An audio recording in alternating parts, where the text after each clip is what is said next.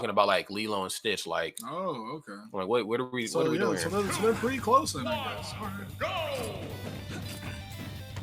Yep, most definitely. Well, here we go. Game number 1 right here, and this match is starting out the way I expected it to. We're gonna get our grenades. We're gonna get those in order. We're gonna set up shop, and of course, we're going to try to keep Ike at bay as much as possible. Because once Ike gets in, Ike becomes very terrifying towards Snake. All right, we got a C4 here on this platform, I believe. They gotta respect dash attack. No throw for him that time, and yes, the explosion right. Oh no! Oh. Yeah, and see, this is what I'm talking about here. You gotta get back onto stage as quickly as possible because he will. Nikita down throw. Yes, you're trapped. Man. ApolloKage. Oh no! Okay, I was about to say ApolloKage looking clean here on the first stock, and you see the air dodge, and you're like, yo, let me wait a second. Yeah, you said we were out. Ooh, and that's what I'm talking about. Gotta watch how you recover and land onto this stage out of Snake's. I'm pretty sure that Snake's biggest weakness is just, how easy it is to, apply pressure, after he ciphers, especially when he's trying to land. I mean, yes, he does have some cool options like the reverse grenade that can put him out of harm's way, but I gotta be honest, Ike's aerials cover a lot of distance around him. You're gonna get hit, buddy. Give him a second hit. Forward tilt. Some explosives there on the ledge. Ravenking using the up special to get back to the ledge. Yeah, tosses out the lays. Nikita just drops it right in place. Bit of a bait in. Yes, gonna have to hold shield. And this is one thing I think ApolloKage is really good at, is just, obviously he doesn't need to be up close and personal to apply real pressure. That's the beauty of Snake. He just knows how to pin you down at that ledge. And then from there, he's waiting for you to make an ill-advised roll in or directional air dodge in. And from there, he can punish you with like a tilt, F smash, whatever he really wants. Ooh, back here onto the shield. Was not able to get a punish afterwards. Back here gets Ike off the stage. Oh man. Okay. He lived the up tilt during the ether. Two very silly. Oh, wow. What? He died. He died. Wow, he actually died from that. Wow, two very silly moves right there, playing in accordance with each other. The up tilt, then it gets stuffed out by the up B just for a grenade to kill you off the top. Wow. All right, then we got the town and city. Big blast zones there, keeping ApolloKage alive. Directional air dodge makes it back to the ledge. And once more, trying to apply some real pressure on that shield. Very great stuff right there, crossing him up. Ravenking keeping this thing still relatively close. But right as I say that, you got to watch how you jump around Snake. So Snake, obviously not the quickest character in the world, but his aerials definitely pack quite the punch. And if he can beat you to the punch, I guess in that case, the kick, you're going to take a lot of oh my God, percent. C4 there on that platform. Yes, sir. Don't touch it. And then takes the. Okay, he goes for the immediate 1-2-3 jab, and he's very well aware where that C4 is. Does not want to get to it. Yes, gonna go for the down throw right into the F tilt. Okay, next one is definitely we're in up tilt range. So yeah, he's in the down throw to up tilt range. Yeah. Oh, yeah, I see what you're saying. I was like, yeah, most definitely just raw up tilt kill. Yeah, well, I mean, you figure you're always in up tilt range versus Snake. You know they're looking for it. I mean, regardless, whether it's the up tilt boot or the back, air boots, you're gonna eat some boots if you're playing against Snake. Either way, you get no shoes for Cruz. ApolloKage taking that first game. Well, and there were just a couple situations there where I just felt like, he was just snaking him. You just look at the percent, and he's like, he was at 42. I think that was on his last stock, and I was like, I don't remember him getting hit.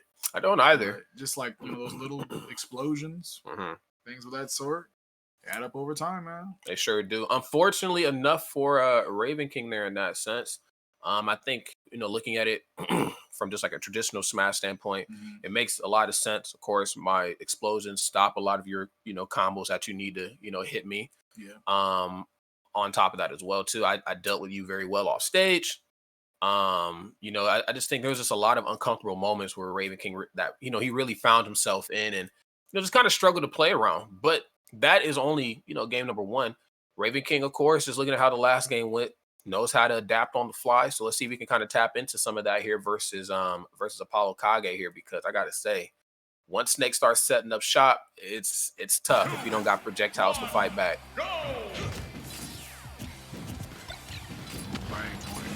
Two here. Stage that both of these two guys are pretty good on, especially Snake.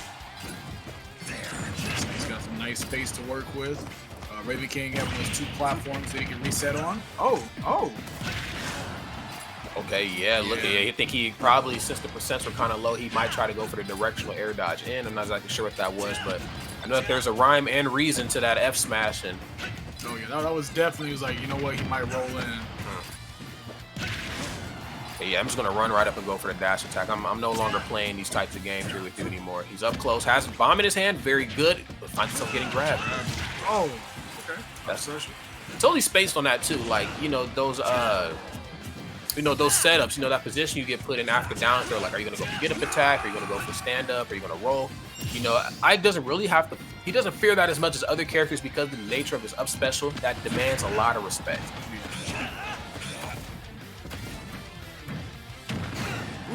Oh, we did it again. Boots. Don't exactly know the physicalities of that. I don't know what Snake is doing. He's just kind of like on one foot, but he's like a body contortion. Some kind of funky yoga, bro. Yeah, it's like some Circus Soleil, some Montreal type stuff going on right there. But regardless, it obviously hurts. Got the job done here. Ravenking, though, still in this. I gotta say, Ravenking is so good. Probably one of the best players I've seen in quite some time. Play from behind, and just, still stay, mentally composed. Doesn't get frazzled very well. Right as I say that, though, gets up air, and this is ApolloKage's. This looks like this is his stage here. I know I talked about who kind of likes the stage a little bit more. ApolloKage let him know this is home sweet home for me, sir. You're just visiting here. And it's kind of one of those things, like maybe the stages that Ravenking wants to go to, are the stages that you don't want to see Snake on. Like in that last set that we watched him play against Yez, we felt like, okay, Ravenking probably likes Battlefield. And then you sit there and think about it, like, do you really want to play against Snake on Battlefield? No, I don't. I just don't want to play against Snake in general. But I definitely, like, stages like Battlefield and stages like this, I'm definitely not, I mean, we're getting rid of them, if I'm in bracket. Okay, yeah, goes for the lazy toss on the grenade. Oh, yes, you can't jump above me. And this is actually a really good position right here for Ravenking to be in. Now, if he can find an access point in, okay, there's 18%. Now, if he can find a way to get his hands on Apollo, he'll actually be in a good spot. But see, then, this is what happens, too. So, we haven't really seen Apollo fight up close. I mean? He does, obviously he gets his up tilt, does what he needs to do. But we haven't really seen, like, how down and dirty his Snake can get in close quarter combat. So, I'm curious. Ooh, okay. There's a grenade, dash attack afterwards. Yeah, another up tilt. All right. ApolloKage. So, ApolloKage went up 2-0. I don't know if you want to tell ApolloKage what happened to the last person that went up 2-0 versus Ravenking, man. Yeah, there was that one guy. I think what was it? It was Yez, I think. Yeezy, something like that. Yeezy, that's right. Yeah. Yes. He's got some nice sneakers. That was my boy Yeezy. Yeah, no, it was definitely Yez, but Yez unfortunately kind of dropped the ball in a couple of those exchanges. Predominantly speaking about those SDs, and then of course Ravenking seen that and kind of kicked it up a notch, which is what you're supposed to do. So. This is why obviously Ravenking's here. ApolloKage, though, still looking damn good. I mean, I gotta say the matches that he's winning versus the matches that Yez won versus Ravenking are a little bit more definitive here. So oh yes.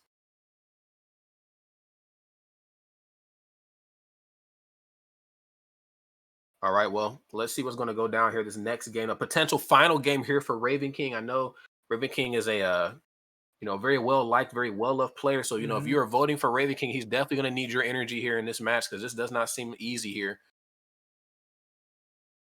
There are a couple interactions, obviously, where Ike can really stick it to Snake. If you know how to play around his C4 off stage, if you know how to, where he's going to go, you can try to punish his B-reverse grenade landing, a good spot.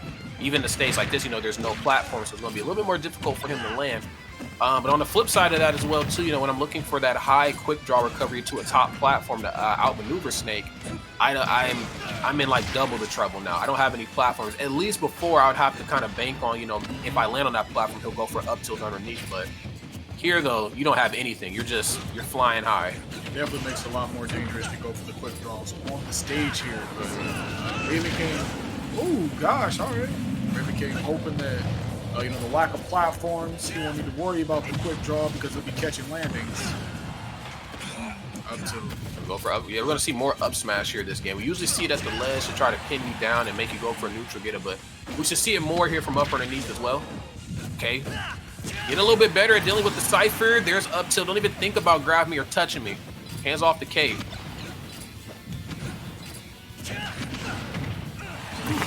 Oh, into the back here. Yeesh. Okay, great option. What's the actual purpose of a K? Wow, I mean, I guess it just adds dramatic like, effect. I mean, has there ever been a time in a fight where someone was just like, yeah, man,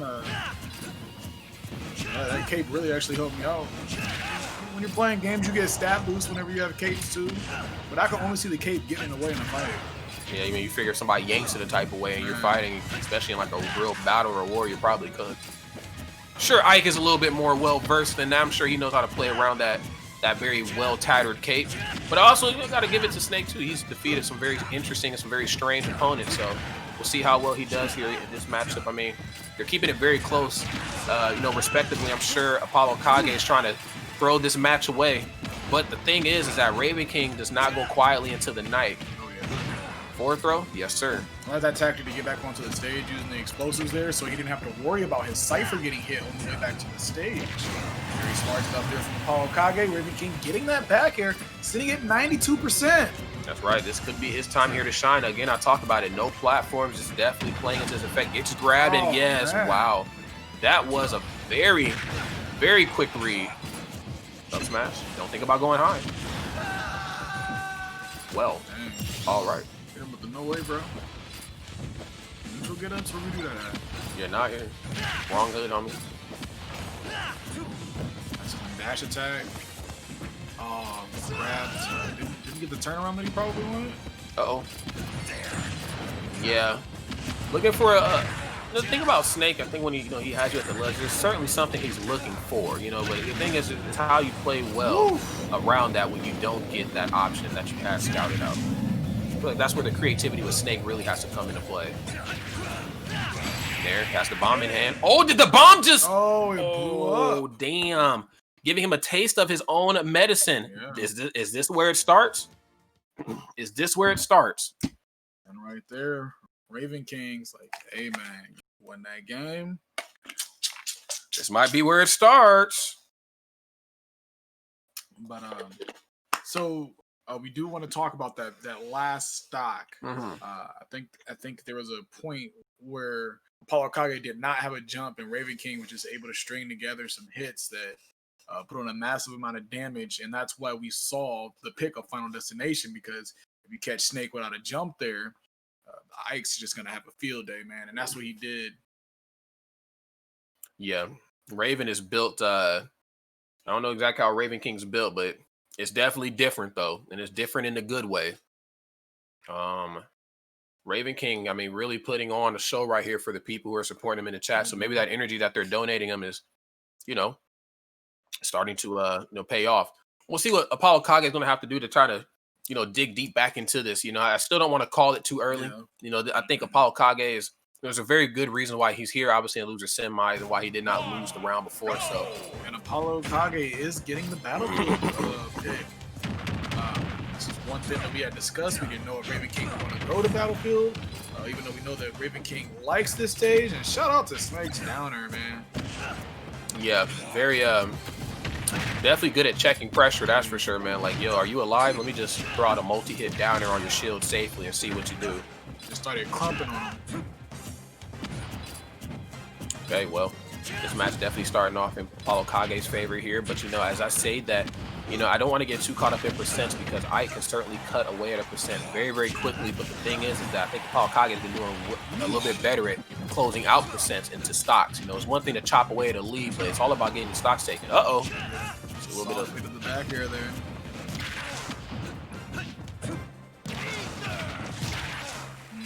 Good damage. Get Snake off stage. I like that option. I see that up tilt come out. I'm just going to go for up. Like, when they get up close, it's pretty much a draw of who's going to up B, who's going to up tilt. Especially when you got that little bit of boost up there on that top platform. Now you're pretty much banking on that attack killing a little bit early. And, the blast zones. Oh, man. Sub 100. 161 and I mean, Snake was able to put on a lot of damage, but he just was not able to kill Ike there. And just right there, we saw the platforms coming in on Ravenking's side there, because what we're going to be able to see in this game that we weren't able to see in the last game. Oh, man. Oh, goddamn. Oh, man. Goddamn 47. What's going on? Down there off stage, and then with the up special on the way back. And I think this is where it starts. We talked about it. We've seen this story play out so many times. Somebody goes up, and then next thing you know, it just we're seeing the momentum come back on the Ravenking side. Oh yeah, gosh. See, what's happening is that Ravenking is just getting so much mileage off these up close interactions. Knowing how to play in conjunction with the bomb, up smash, whatever the case is. That ApolloKage is going to toss out. This is what I'm talking about. I want to see how well ApolloKage can play up close when the pressure gets put on here. Yeah. Oh, yeah. He said, look, I got too much percent right here. Just be getting handsy with you like that. Go ahead and toss out something on shield. I'll up B. I got time today.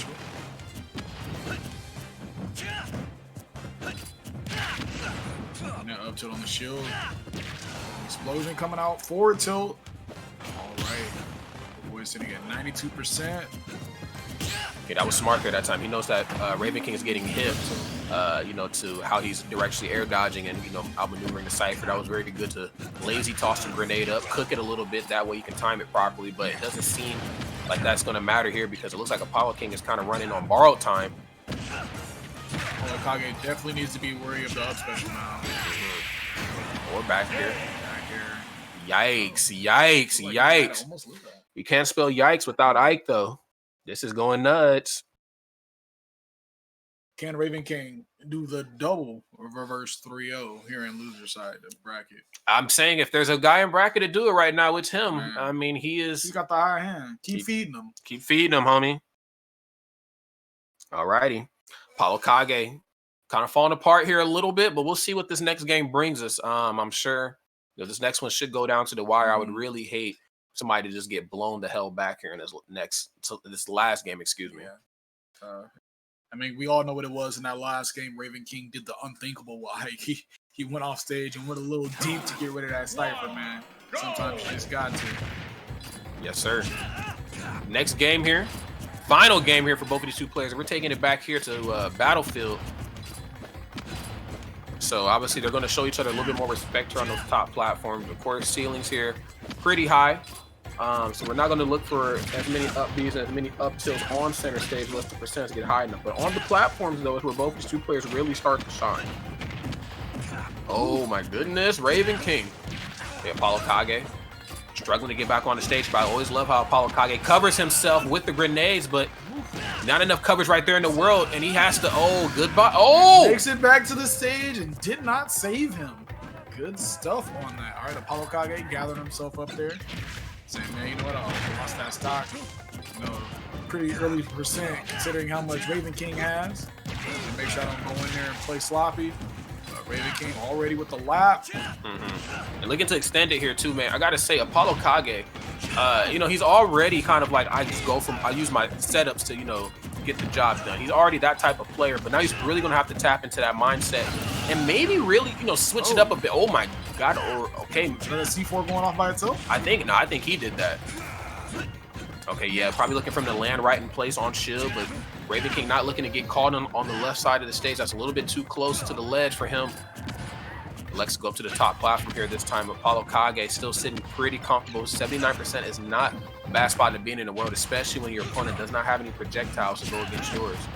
And just like that, man, look at this. ApolloKage taking the lead. Oh, okay. Easy come, easy go. Getting that up there. Up tilt on the platform is going to be enough to do it. Gotta respect the up tilt. Yes, ApolloKage knows how to play up close. That was really good. And that's what I was talking about. When it comes to that top platform, you're always going to either see up tilt or you're going to see up B. It's just a matter of who's going to show their hand first.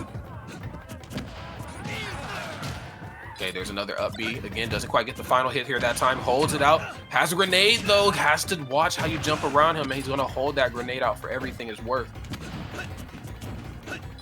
That was nice there. Just paid to that with that down tilt. I was like, you know what? I don't know if I can kill you right now. To make sure I'm far enough away to where I can't get punished with an up tilt.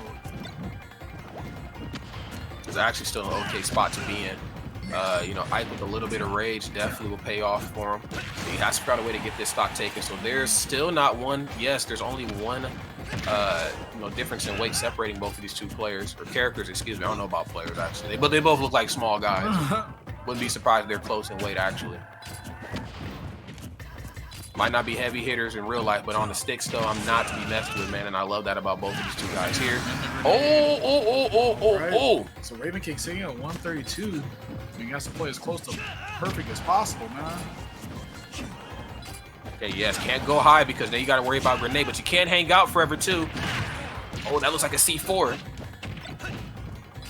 Oh, that's a grenade in his hand. I mean, that's kind of what he needed to do there, though. Okay, lazy C4. Or lazy Nikita, excuse me. There ain't nothing lazy about the C4s. Man. Okay, a lot of nairs. Oh, can I get a second? Oh yeah, he said, I know what you want. Oh, down tilt. Okay, is he actually gonna go for it here this time? He does.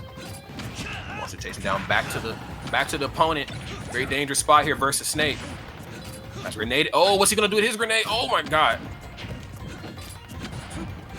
He is just jumping around. Now he's like, you know what? There might not be any rhyme or reason to my jump, but I know if I keep jumping, you won't be able to hit me. It's like 228, bro. It's a death percent, yes, but the boots. Right. Now, if you're living to 228 before he hit against Snake, that's something to brag about. I think so. But yeah, ApolloKage was able to pull through. Things were looking pretty bleak in the beginning of that game. It looked like Ravenking was gonna do it again, but you know, ApolloKage have a very clean second stock, nice composure coming in, realizing, you know, I can still do this, and was able to take that setback. Yeah, it was a wonderful set. You know, if nothing else, I know the chat is pretty split on who they're voting for, but if nothing else, you know, we got to really tip our hats to just how great, how fun that set was to watch. And hey, it's us again. What's up? Were we frozen? Okay, there we go. Yeah, what's up? It's Rod. It's my boy Sensor. And there actually is no green screen. We're actually both here, but I think Are we freezing? I think sometimes we might freeze. Let's try that again. If I move too quick, do I freeze? I do freeze. What the hell? What's going on with me camera? Moving too fast, bro. Moving too fast, bro. The Matrix is not being kind to me right now. But yeah, if you're just tuning in, this is GOML. It's the Midwest, you know, qualifiers, and we're having a lot of fun. GOML's already a very prolific tournament series from the up north, out in the Toronto, Ontario area. And so what we're doing is now we're taking it to other regions, you know, Florida, West Coast, East Coast, Midwest, I'm sure Europe as well. So super dope. All right. And we should have some Red Bull replays from that last set. Let's see. Maybe. I know there was a couple cool interactions there. I mean, I don't call the shots on the replays, but I'd like to see a couple.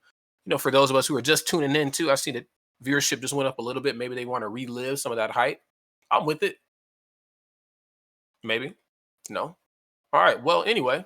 Maybe nobody just wants to see Ike, man. Who wants to see Ike do good, man? What's wrong with this, man? Wow, man. Ike is just doing his best, man. He's fighting for his friends. That's true, more than a lot of people can say. It's more than a lot of people can say, man. More than a lot of people can say.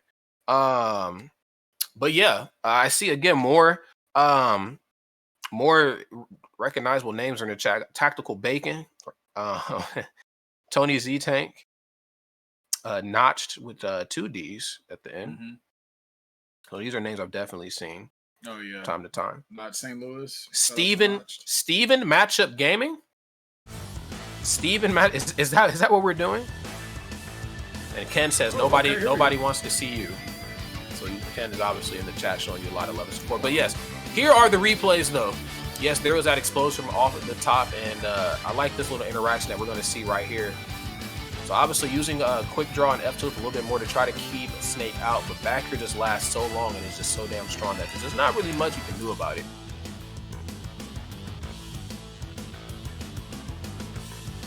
Okay, playing very well at the ledge. Let's see, yeah, I like that. The FD match was very, very crazy, but looks like we're not going to see it. Maybe. Is it? I guess. Okay. The explosion was that big. There's only darkness, brother. We only live in darkness. It was setting the mood, bro. Okay, well. All right.